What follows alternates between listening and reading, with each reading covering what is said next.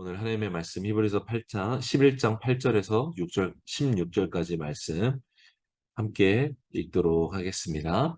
믿음으로 아브라함은 부르심을 받았을 때 순종의 장차 유업으로 받을 곳으로 나아갔습니다. 그런데 그는 어디로 가는지 알지 못하고 나아갔습니다. 믿음으로 그는 약속의 땅에서 다른 나라에 사는 이방 사람처럼 잠시 머물렀는데 그는 동일한 약속을 함께 받은 이삭과 야곱과 더불어 장막에 거했습니다. 이것은 그가 하나님께서 친히 설계하시고 건축하신 견고한 터 위에 세워진 도시를 고대했기 때문입니다. 믿음으로 아브라함은 비록 그 자신이 너무 늙고 살아도 단산됐지만 임신할 수 있는 능력을 얻었습니다.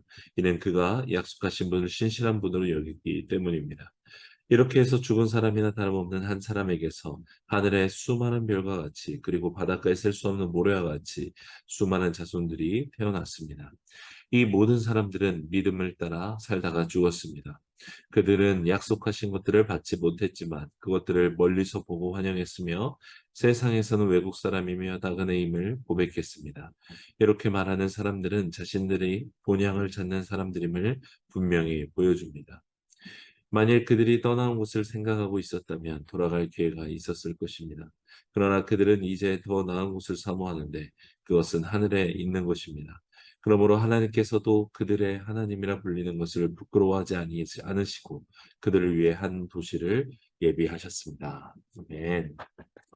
어제 본문에 있어 히브리서 11장은 믿음의 조상들을 통해서 우리도 믿음으로 살아갈 것을 계속해서 도전하고 있습니다. 믿음의 조상들을 보면 현실의 삶에서는 전혀 믿음을 가질 수 없는 형편임에도 불구하고 약속하신 분을 믿는 믿음으로 약속의 성취를 결국 받았다라는 것을 강조하고 있죠. 특별히 오늘 본문은 아브라함과 믿음을 따라 살다간 무명의 많은 믿음의 사람들까지 같이 이야기하면서 우리를 그 믿음의 삶으로 초대하고 있습니다. 특별히 앞구절 5구절을 보면 아브라함을 소개하면서 앞부분 2구절과 뒷부분 2구절이 샌드위치처럼 수미상관 구조를 이루면서 결국에 10절을 중심으로 믿음의 조상 아브라함의 믿음을 강조해서 증거하고 있는 것을 우리가 찾아볼 수 있습니다. 먼저 앞부분인 8절과 9절의 아브라함의 믿음은 막연한 믿음이었습니다. 첫 믿음이자 순수한 믿음의 특징과 같은 막연한 믿음으로 하나님께서 가라고 하실 때 어디로 가는지 알지 못했지만 순종해서 약속의 땅으로 나아갔다라는 것이죠. 이때 아브라함의 믿음은 사실 9절에 표현된 것처럼 이삭과 또 손자떼인 야곱의 때까지도 자기가 받았던 약속의 성취와 거리가 멀었음에도 불구하고 아브라함은 이 믿음을 흔들렸지만 끝까지 지켜나갔다라는 것을 말하고 있습니다. 이때 아브라함의 믿음은 사실 이 땅의 장막을 바라는 믿음이었죠. 그럼에도 대단한 것은 아브라함의 이 첫 믿음은 굉장히 순전했다는 것입니다. 갈대아 우르에서 하란으로 그리고 하란에서 아버지를 여의고 자기가 이제 오롯이 가정이 되어서도 하나님의 약속을 붙들어서 가나안 땅으로 이동했습니다.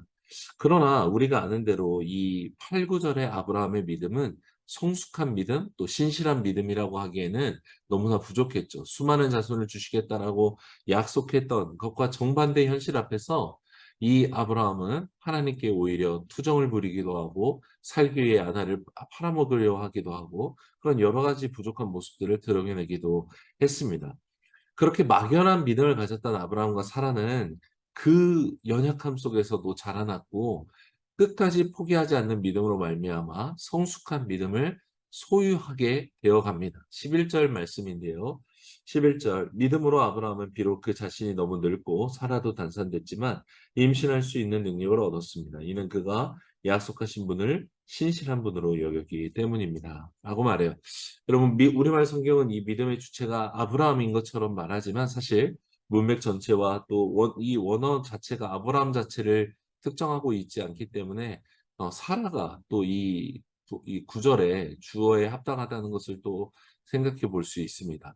어찌 됐건 이 부부가 한 몸이고 또 당시에 남편을 통칭해서 말하고 있기 때문에 문제될 것은 없는데 중요한 것은 우리가 아는 바 아브라함도 또 사라도 믿음의 조상으로 여겨지기에는 또 히브리서에서 그렇게 소개되기에는 뭔가 부족하지 않냐는 것이죠. 아브라함과 사라가 75세 때 하란 땅에 머물다가 가나안 땅에 도착했는데 그때도 낙심해서 살아가다가 하나님을 불신하죠. 아기가 없고 전혀 소원한 약속의 성취 때문에 그랬죠. 또 85세가 되었을 때도 아내 성화에 못 이겨서 아브라함은 결국 하갈과 동침해서 이스마엘을 낳기도 합니다. 불신입니다. 또 99세 때에도 하나님의 천사가 방문해서 아들을 내년에 낳을 것이다라고 알려주는데도 사라가 그걸 들으면서 아주 비아냥거리면서 하나님을 바라보는 것이 아니라 이미 폐경돼 버린 자신의 몸을 바라봤던 불신을 보이기도 합니다. 믿음의 조상으로는 너무나 결격사유가 많고 그것이 한두 번이 아닌 여러 번에 걸쳐서 오랫동안 가졌던 불신이라는 것을 알 수 있죠. 그런데 히브리서의 평가는 다릅니다. 하나님의 평가는 다르다는 것입니다. 아브라함과 사라는 자신들에게 약속하셨던 하나님을 신실한 분으로 여겼기 때문에 불가능을 뚫고 자녀를 얻었다라고 오늘 말씀합니다. 아니 뭔가 믿음의 조상으로 여겨지기에는 이렇게 평생에 구멍이 숭숭 나 있는 그런 인생을 살았는데도 불구하고 하나님은 그들의 믿음을 이 굉장히 믿음의 조상으로 여기기에 부족하지 않다라고 여겨주신 것이죠.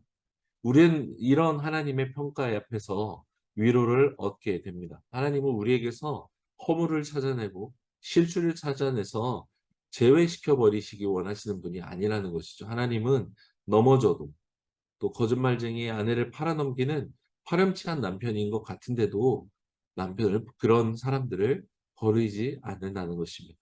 흔들려도 또 비아냥거리기까지 해도 끝까지 하나님께서 기다려 주시는 것이죠. 여러분 우리도 하나님을 영접해서 기쁨과 감사를 누리고 또 사랑으로 순종의 걸음을 걷기 시작합니다.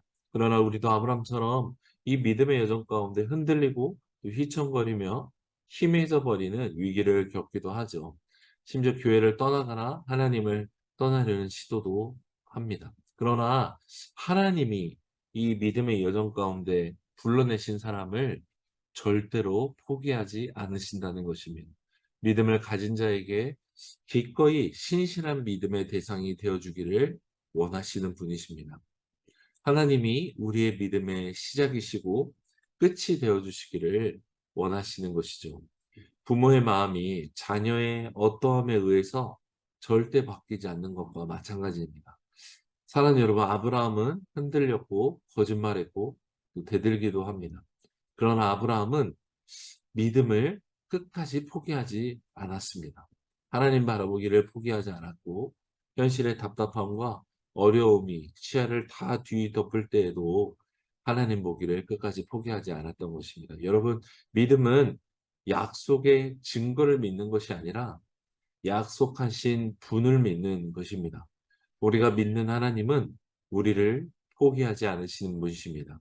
또 우리를 사랑하사 그 사랑을 아들을 보내셔서 죽으심으로 확증하신 분이십니다. 이 믿음을 가지고 오늘을 살아가는 그리고 영원을 사는 우리 모두가 되기를 원하는 것입니다.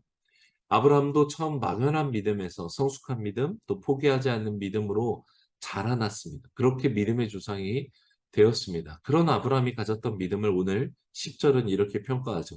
이것은 그가 하나님께서 친히 설계하시고 건축하신 경과 터 위에 세워진 소실을 고대했기 때문입니다. 처음 아브라함은 이 땅의 장막을 바랐습니다. 이 땅의 자손을 바랐고 이 땅의 부귀 영화를 바랐습니다. 그러나 시간이 지나며 더딘 응답 가운데 아브라함은 정말로 하나님이 약속하신 실체가 무엇인지를 배우게 되었던 것입니다.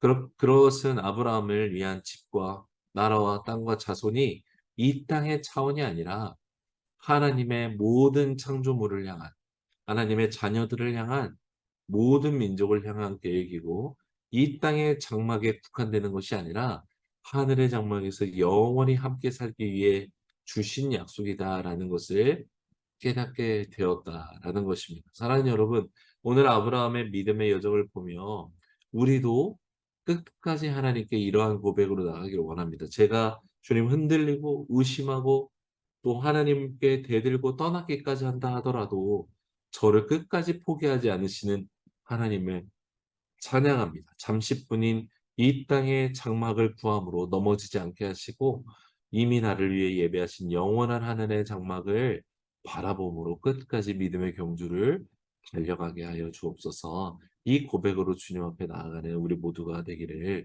원하는 것입니다. 이제 저자는 아브라함에 이어서 믿음으로 살다간 믿음의 선진들, 그렇게 끝까지 믿음을 지킨 모든 사람들의 이야기를 하죠. 13절입니다. 이 모든 사람들은 믿음을 따라 살다가 죽었습니다. 그들은 약속하신 것을 받지를 못했지만 그것들을 멀리서 보고 환영했으며 세상에서는 외국 사람이며 나그네임을 고백했습니다.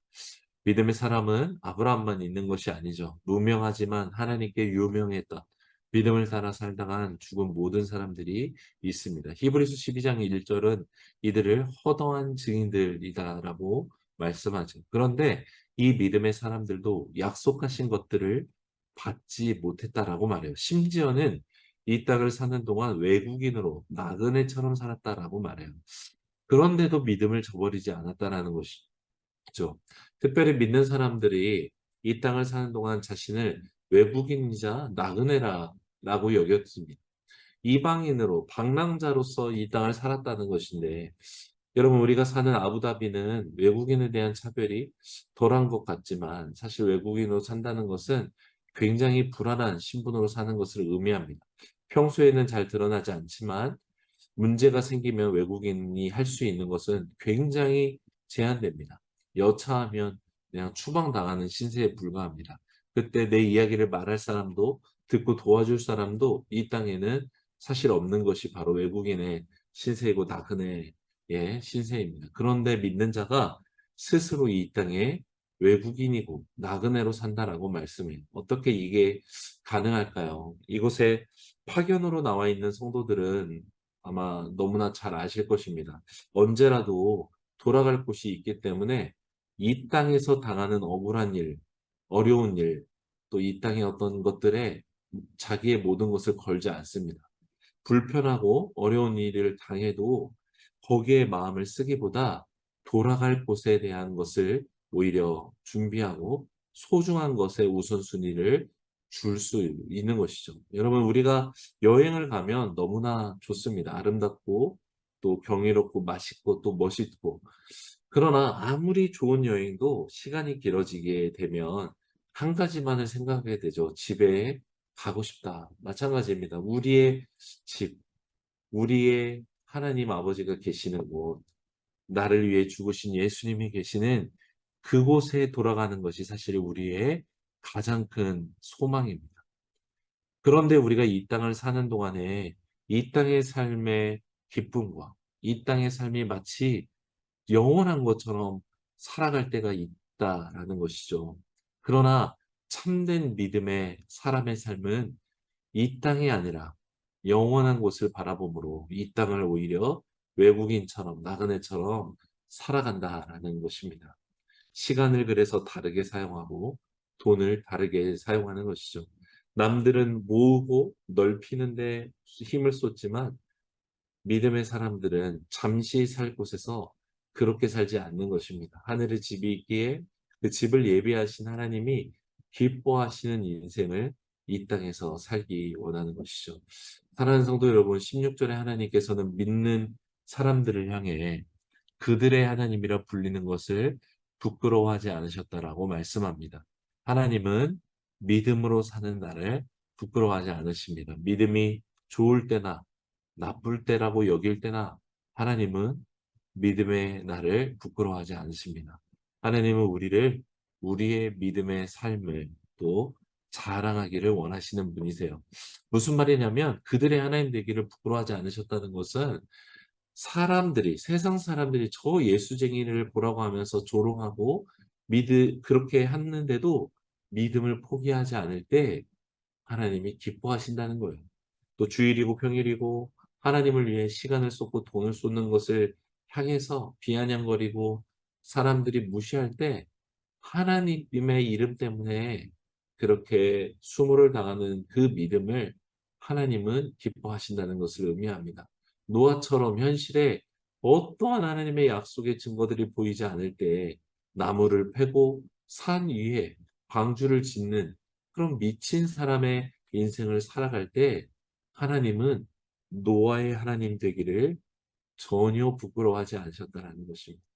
예수님께서 발가벗겨진 채로 십자가에서 죽으시면서도 죄인들의 구주가 되시는 것을 부끄러움을 개의치 않으셨던 것과 마찬가지입니다. 여러분, 우리를 위해 부끄러움을 개의치 않으신 이 주님께서는 우리의 하나님 되시기를 부끄러워하지 않으십니다. 주님께서 말씀하셨죠. 나를 시인하는 자를 주님이 다시 오시는 그날 나도 그를 시인하겠다라고 말씀하셨습니다. 여러분, 우리는 정말 믿음으로 살아가는 사람입니까? 사람은 자기가 믿는 것으로 살아갑니다. 돈을 정말 믿는 사람은요, 돈의 소유에 따라 자기의 삶이 달라집니다. 여러분, 하나님을 정말 믿는 사람이라면 우리가 하나님을 믿는 믿음으로 이 세상을 살아갈 수 있을 것입니다. 믿음의 사람은 누구일까요? 의인은 누구입니까? 말씀하신 것처럼 오직 의인은 그의 믿음으로 말미암아 사는 자인 것입니다. 말씀하신 대로 믿음으로 살아가는 것.